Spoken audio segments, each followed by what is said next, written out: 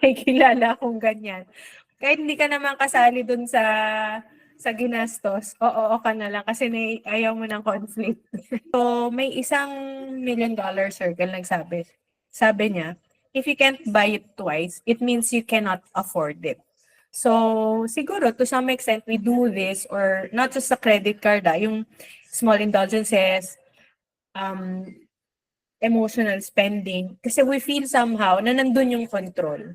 But what if we shift, di ba, yung narrative na we are in control of what we are spending.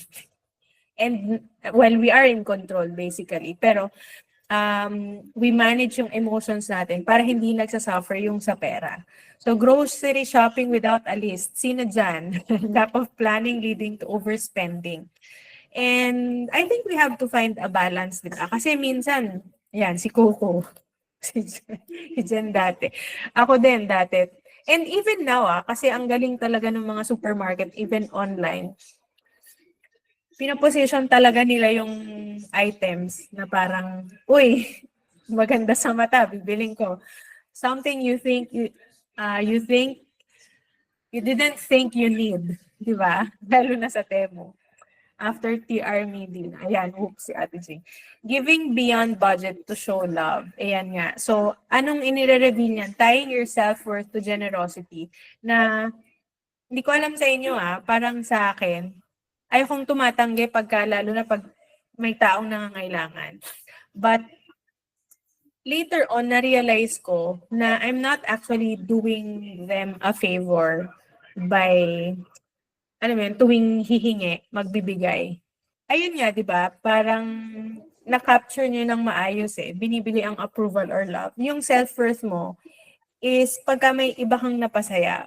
Pero at the end, masaya ka ba talaga dun sa ginawa mo? So I think we have to identify ano ba yung most important for us and not just go with the flow what society dictates us to do, di ba?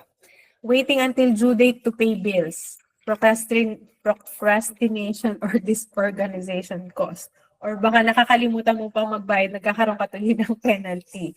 Dahil ayaw mong harapin yung mga kailangang bayaran. Yan yung what it reveals. So not tracking income or expenses, passive approach to money management. Siguro, ang root cause nito kasi growing up, sinabihan ka na hindi dapat pinag-usapan ng pera or tabu pag-usapan, di ba? It was never discussed in your household. So always saying yes to small shared bills. May kilala akong ganyan. Kahit hindi ka